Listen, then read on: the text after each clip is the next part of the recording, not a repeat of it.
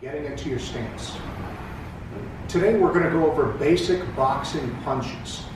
What we're going to cover today is going to help you if you want to use boxing for fitness and do the form correctly and get the most of your workouts.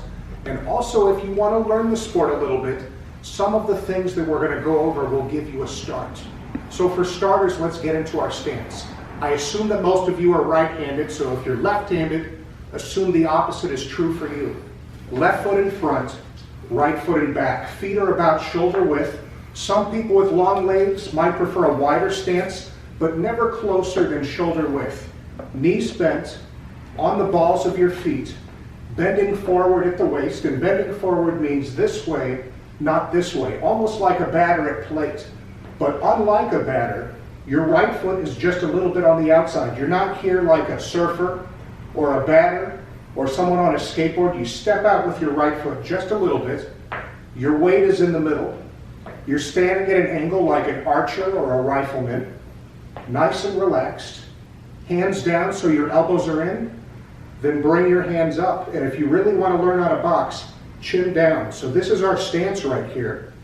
Everything we do comes off of this. Now a lot of people, because this is foreign to them, will have a tendency to tense up. And when you tense up, your elbows come out and you feel like you're in a knot. If that happens, drop your hands and relax. You don't wrestle with it. Drop your hands, relax, bounce a little bit because everything has to be smooth and fluid. Elbows in, hands up, chin down.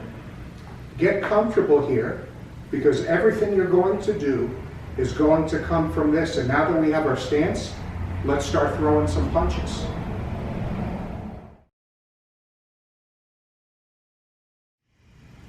The first punch that we're going to go over, and the most important punch for any boxer, is the jab.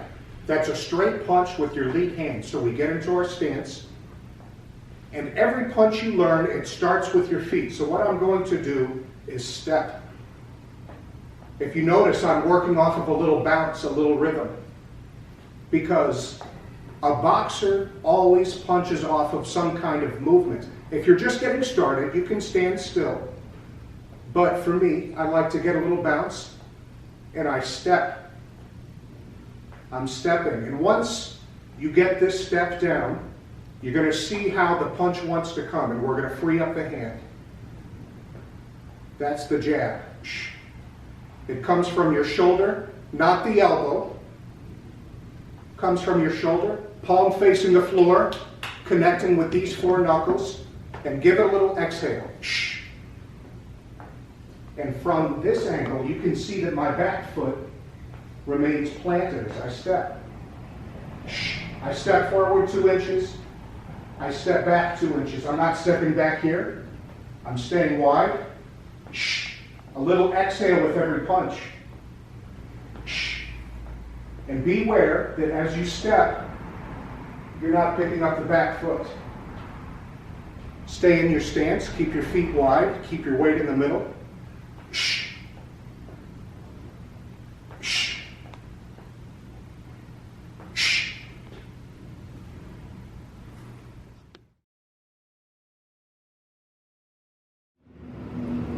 The right cross is just simply a straight right-handed. We call it a cross because it comes across your body like this.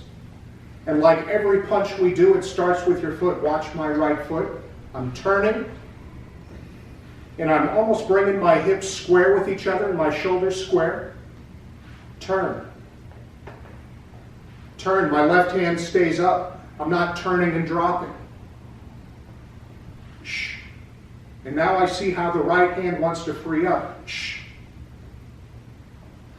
Palm facing the floor. I'm landing with all 4 knuckles. I'm not using my bench press strength or my push-up strength. I'm just turning the body and freeing up the hand.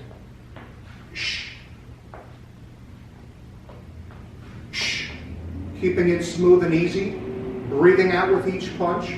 Checking your stance, keeping your weight in the middle, not reaching or leaving the stance or picking up the back foot.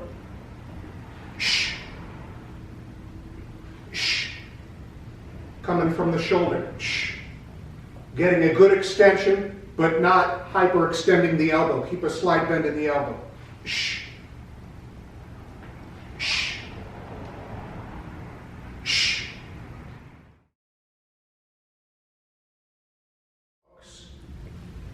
In my view, throwing hooks is the most difficult punch to mentally process. When you land a hook, like so, you're making contact with the heavy bag just a little bit to the side. If you were making contact with a person, it would be the tip of their chin or their temple, or maybe behind the ear. And you accomplish this by turning your body, as so. Watch my foot, because this is where the punch starts. And I can do the same thing with my right. Coming around. Coming around. It's helpful to imagine a door hinge where your zipper usually is, because you turn your body that way.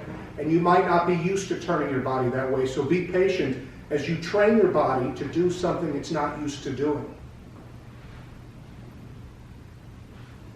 The big misconception with hooks is that it's like a sideways jab or a sideways right hand, but the thing is, when you throw a hook, there's no extension of the arm.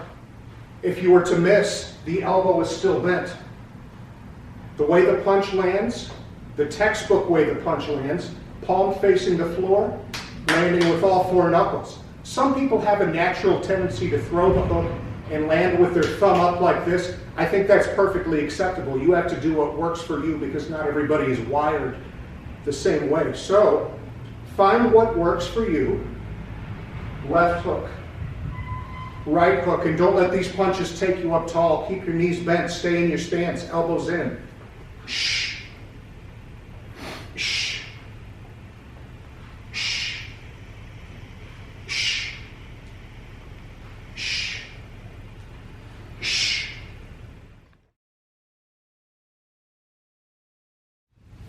In my view, throwing uppercuts is the most demanding out of your body.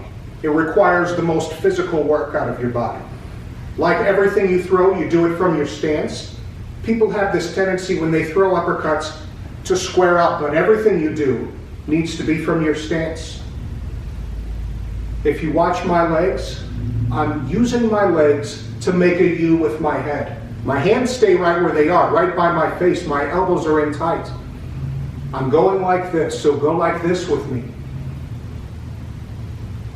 This is one of the more difficult punches to get the grasp of. So be patient with yourself. And when you feel like you've got this groove, let's free up the hand. Shh. Shh. This is the intended follow through. If you're making contact with an uppercut, it ends right here. But if I miss with an uppercut, I'm here. So let's free up the hands. Shh. Shh. I'm making a U. Simple as that.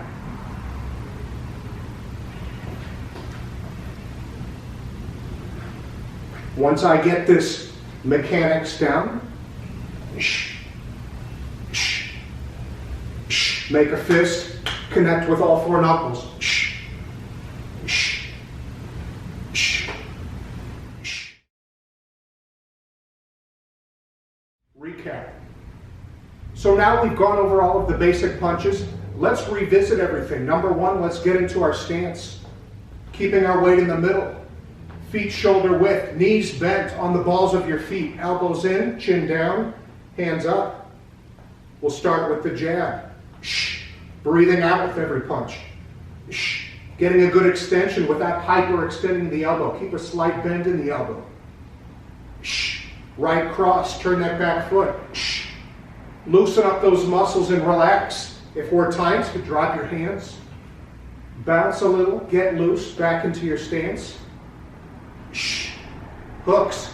Shh.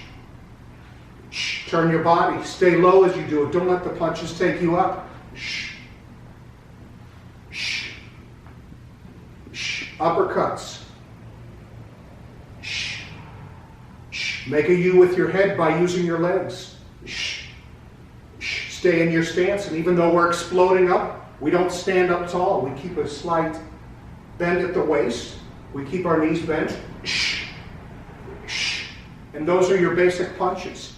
Practice them, take your time, be patient, and now that you have that down, or at least have an idea of what this is, We're ready to go.